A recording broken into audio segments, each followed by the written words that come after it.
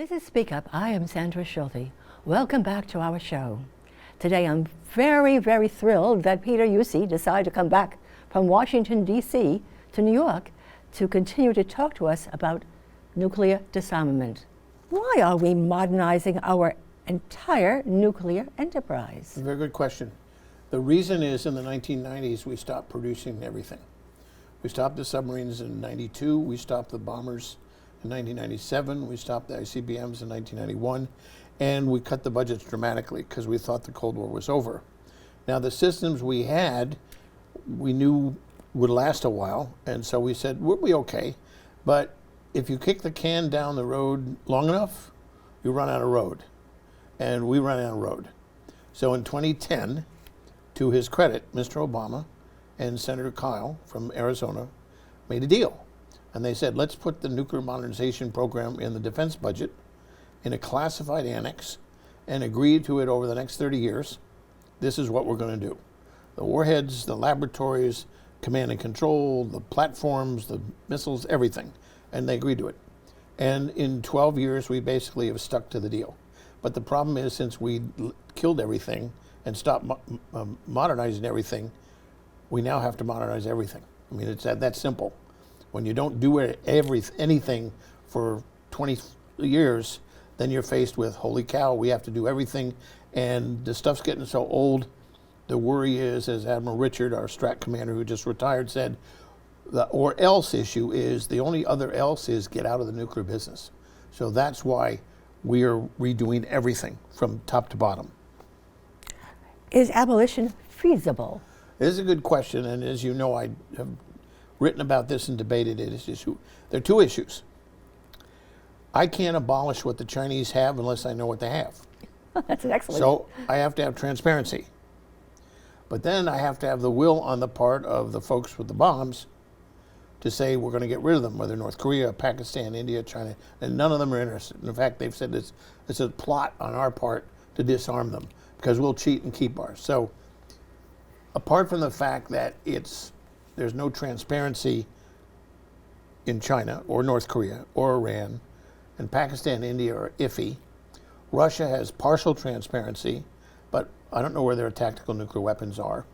I don't know how many they have. I know they have at least 2,000 from what they had previously, but I'm probably 5,000 because they need more than that. So you can't do it without transparency because then you can't count. If you can't count, I don't know what you have to promise me we're going to get rid of.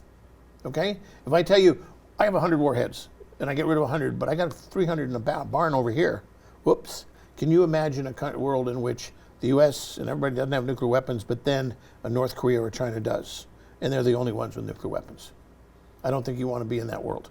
You're right. Because how long will it take you to build a new program while they're doing whatever they want to do because they have the trump card of nuclear weapons? So abolition sounds like a good idea. The problem is nobody's interested who has nuclear weapons. And I can't get there without a very dangerous world because I'm going to be wondering, are they really getting rid of their weapons? Okay? Because in 1991, George Bush said, I'm going to unilaterally get rid of all our theater nuclear weapons, thousands. Take them off every ship, get rid of them from Europe, and I'm going to keep a small number, 200 in Europe, which we talked about in a previous show. Yeltsin said, I'll reciprocate. I think Gorbachev originally and then Yeltsin, and then they all were asked at some point, did you reciprocate? And they all said, not really. So we tried that. It's called Presidential Nuclear Initiative. The idea we show restraint, show we're nice guys, and the bad guys will all of a sudden, because they are so enamored by our moral example. The problem is Xi Jinping and Mr. Putin don't care about our moral standards so no, abolition is not possible. And to say that it is and to go towards it is dangerous because it says you're not serious about maintaining what you have in the nuclear business. And that's not good. Would you say proliferation is a danger? Yeah, we've been lucky. John Kennedy in 1962, I believe, at American University, gave a speech about proliferation. And he said he was very worried that there are going to be dozens of nuclear powers. And what happened is we did the Test Ban Treaty. Now, it's not exactly connected, but we signed with Russia not to do atmospheric tests anymore. Because testing makes you able to build weapons that are better, more accurate, and more deadly. So Kennedy was worried, and in 1969, partly due to the work of Lyndon Johnson, President Johnson, and Nixon, well, about 190 countries of the world have signed something called the Nuclear Non-Proliferation Treaty. And what that says, you can have nuclear energy, but the International Atomic Energy Administration in Vienna will watch very closely that you don't convert the wasted nuclear fuel into weapons grade.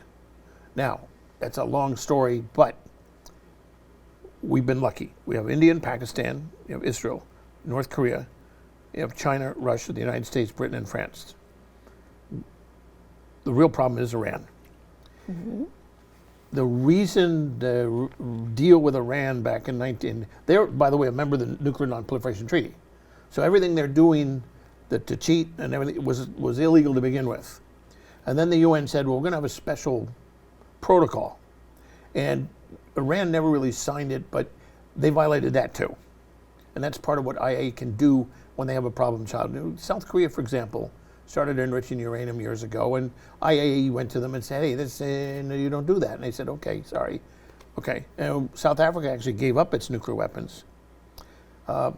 South America, Brazil, and Argentina were kind of going towards nukes, and Reagan, God love him, got that tamped down. But the problem is North Korea already has nuclear weapons. They were members of the NPT. And their problem, along with Iran, is the question in Iran is I had the former number 2 guy at IAEA speak, and Ali Honanen said, it's not that Iran could get a nuclear weapon in a year. They can build 6 weapons in 6 months. And that's while signing the Joint Comprehensive Program of Action, the JCPOA as it's called, the deal in 2015 that they signed. The reason IAEA winked and let them go and go ahead is the head said, we're meant to find out what did you do in Iran on the military activities with your nuclear related? And Iran said, that's none of your business, go away. And IAEA, instead of saying no deal, said, okay. This leader of the IAEA now has said, no, I'm not doing that again. You want to redo the deal, you want to get America back into it, you have to come clean as to what you did. And the Iranians said again, go away, none of your business. And we know, because there are certain sites we inspected, we've had radioactive material. Well, the radioactive material wasn't related to any nuclear energy stuff. This was weapons work. We know they went to Europe to try to get nuclear triggers. We know they have cheated, like, remember the Israeli raid on the warehouse, the documents they got, the disks of tens and tens of thousands of documents showed they were going to build 6 nuclear weapons by 2003. And not only did they not stop, they just went underground because of the war in Iraq. They were worried that they said, okay, we'll just put it underground and hide it even more. So that is our problem with Iran. Now, where does this all come from? Very interestingly, in 1981, Deng Xiaoping was the Chinese leader. He issued a decree saying that China would help its friends in the world get nuclear weapons technology, not nuclear energy, nuclear weapons, led by Pakistan, and the Khan group eventually got formed. A.Q. Khan was the guy who invented the nuclear bomb, but they were given a bomb by China as a, hey, here's what it looks like. And then North Korea, Iran, Iraq, Libya, and Pakistan. Well, what are the problems we now face in the world? All of them. Iraq, we went after WMD. Libya, we had a problem with them. North Korea is a problem. And Pakistan and India is a keg of dynamite, okay? And China looked at Pakistan as a lever to keep China at bay, because they have this, the Chinese have this crazy idea that India is going to cut off their oil supplies through the Indian Ocean coming from the Persian Gulf. And therefore somehow giving Pakistan nuclear weapons adds to the Chinese nuclear weapons aimed at Pakistan, at India. So we kind of keep them on the reservation. The problem is this proliferation is almost solely Chinese driven. and they've never paid for it. They've never been called on it. They've never been brought up at the UN. I don't think they should be a member of the Security Council with that record. The problem is they're nuclear armed, and one of the major countries of the world, given their buildup. And the Admiral Richard, who just retired as Strat Commander, said their modernization of their own nuclear weapons is breathtaking. We found 360 new silos in Western China. And these silos are 10 feet in diameter, and they're spaced miles apart, exactly the way you would do an ICBM field. Now, what's interesting, the critics who don't think China's a bad guy, they say peaceful rise is the phrase the Chinese use, which we've adopted, that their powers, yes, they're growing, but it's peaceful. So a number of the arms controllers said, no, don't worry, they're building windmills. Well, I went and asked the windmill people, do you build 10 feet or 14 feet? It says 14 feet diameter. Number two, a windmill has a tower outside the silo, not in it. It's both in and out, but that thing that's way up has to have a base bolted down because the wind can flip that thing over. And so you have to bolt it down into bedrock. And you don't put it miles apart for a grid. You look at windmill farms, they're a couple hundred yards apart because they want to be part of an electrical grid that you take that energy and so that went away. And then they said, oh, half the missiles are going to have dummies in them. So we'd have to hit them all, but we wouldn't know which are the real missiles and which aren't the not real missiles. Question is, and they have to do this for survivability because the Chinese are worried we're going to attack them. Well, they already have mobile missiles in mountain ranges, in tunnels, which they spent billions of dollars. Literally, I figured out they've spent $55 billion building these tunnels with railroad tracks on these huge mobile ICBMs, which they can bring out of the tunnel, erect, and launch. And they're in ravines, the bottom of a ravine. So it's very difficult for a warhead to get in there. So they're survivable already. As one of my best friends in this business said, these are first strike weapons, these silos. And when you add 360, what missile would they put in there? It's the DF-41. The DF-41 carries how many warheads? 10. Well, let's say they only average 5 a missile. 5 times 360 is what? 1,800 warheads. That's more than we have. Just that's 2 or 3 missile fields would exceed the number of warheads the United States is allowed under the New START Treaty. And of course, China is under no control at all. So the proliferation issue comes all the way back to Deng Xiaoping. Now, what's interesting is Andropov, who was General Secretary of the Communist Party of the Soviet Union, said the same thing the same month, the same year.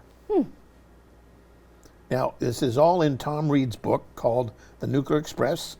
Tom was former Secretary of the Air Force, but he was also Deputy National Security Advisor to President Ronald Reagan. And his book with Danny Stillman called The Nuclear Express has chapter and verse on the Chinese proliferation efforts, which people should read. The problem is the arms controllers don't like it because it points the finger at China, not us. And so they can't use the argument the U.S. has to show restraint and then everybody else will. And then this argument that North Korea has nuclear weapons because of our hostile policy. As a student in Yonsei University in Seoul, in Korea, for 2 years, I've often asked my Korean experts, how many times has the United States used military force against North Korea since the end of the Korean War? 0. How many times has North Korea attacked South Korea, Japan, the United States, and our allies in terrorist attacks? Dozens and dozens of times, including killing the entire South Korean cabinet in a state visit in Burma. They put a bomb in a pavilion, outside pavilion, which went off. And the only reason the president of the country wasn't killed was President Kim from South Korea was stuck in a traffic jam. Now, the number of traffic jams in Burma is very few. And the thing that this is personal because one of the cabinet members was the National Security Advisor, President Han Pyeong-chun, who was my Korean host and my Korean father and my Korean teacher at Yonsei University. So I lived with him and his family for a couple of years and I loved him dearly. So this is what the North Koreans would do. And the question is, we've never used military force against them. We've deterred them. We helped South Korea. And yet they say, oh, it's America's hostile policy that makes us have nuclear weapons. And the problem is people buy into that and say, oh, what can we do? Oh, we'll stand down the exercises with South Korea. Oh, some conservative friends of mine, Doug Bando, says, well, get rid of American troops in Korea because we don't want to be part of this. There's going to be a nuclear war. We'll all die. So let's come home. And if there's a war, okay, but we don't die. The thing is, why did China put nuclear weapons in North Korea? They wanted to do exactly that, to push us out. Because we'd say, we don't want this mess. It's too crazy. Let's get out of here. As soon as American forces withdraw from South Korea, the North will invade. Yes. Just like in 1949, we said it's beyond our defense perimeter. A year later, in June 1950, North Korea invaded, which is interesting. Our CIA had told Truman in April, no way the North Koreans will invade. And so he took that as, okay, we're okay. Yes, I think there are several other examples of when we withdrew the deterrence, the country was invaded. Very good, yes. And so the idea that we're going to, let's try this again. I mean, it's in fact, it would take more money to care for the troops here than it would be in Korea because the Koreans pay a considerable amount of the cost. Not all of it, but certainly, I mean, they're family. 35,000 American troops died in that war. And look, it's one of the most extraordinary success stories, I think, in history, along with Japan and Germany. I mean, to take two countries where we fought in World War II, and then now they're two of the most successful free countries in the world is pretty extraordinary. And that was due to American leadership.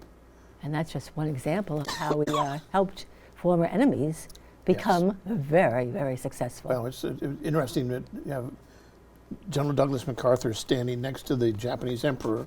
The emperor's like 5'2", and MacArthur's about 6'4", and yet MacArthur never disrespected the emperor. And then the emperor said, whatever the big guy does, it's okay. The Japanese people completely changed. They got rid of thousands of years of Imperial Japan. Gave women the right to vote, had land reform, had parliamentary democracy. I mean, Imperial Japan just gone, which is extraordinary, I think, and it's an achievement. What is Iran's objective with nukes? Good question.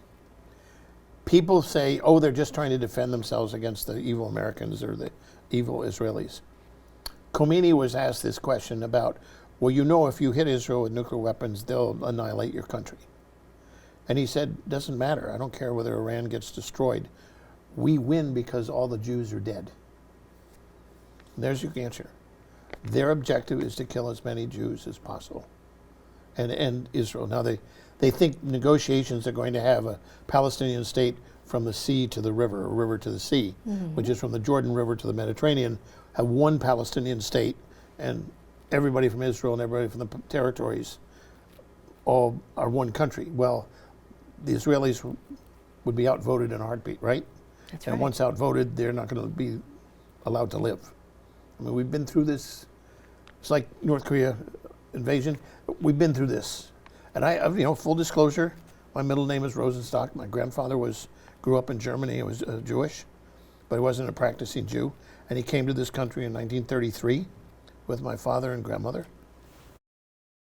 I'm biased. Israel to me is like South Korea, their family. But I'm not going to experiment with, okay, let's roll the dice again. So that is Iran's objective. And Trump got their foreign exchange cut down to $3 billion. That was it. That's all they had in their treasury from 100. Okay? We basically financially starve them. Take their money away, stop. I wouldn't let them export oil. I mean, what we did previously, we sanctioned them, which means the payment for the oils went into a fund, but not to Iran, which is a good compromise because they don't get the money. But you have to remember, their terror organization, the Revolutionary Guard Corps, own a third of the country. They own most of the oil and gas. And they are basically like Chinese communists, is they run the show. And they are designated by the Constitution as the group to foment revolution around the world. And they are definitely hardcore. Well, and Hezbollah killed more Americans than any other terror organization in the world. Remember, they trained the 9/11 hijackers. Okay, we know that because the hijackers trained in Iran and their passports were never stamped with exit visas. If they had been, they never would have gotten into Saudi Arabia, and they never would have gotten into America, because having traveled to Iran, our consular officers would say, "Oh, wait a minute, you can't come here. What were you doing in Iran?" That was part of our rules. And the Iranians, wink, wink, said don't stamp their passports. Because when they went to Iran for training by Hezbollah, and that, the 9/11 Commission report talked about it at the very end of the report and said, we got information about this, but we haven't had a chance to look at it, so maybe someone will later. And the someone later never did. The government never did. In fact, the agency has dismissed Iran's role in 9/11. Well, because if they were involved, the American people would say, what the hell are you doing playing kissing face with them? If the Chinese loose that virus on us, why are we making deals with these crazy people?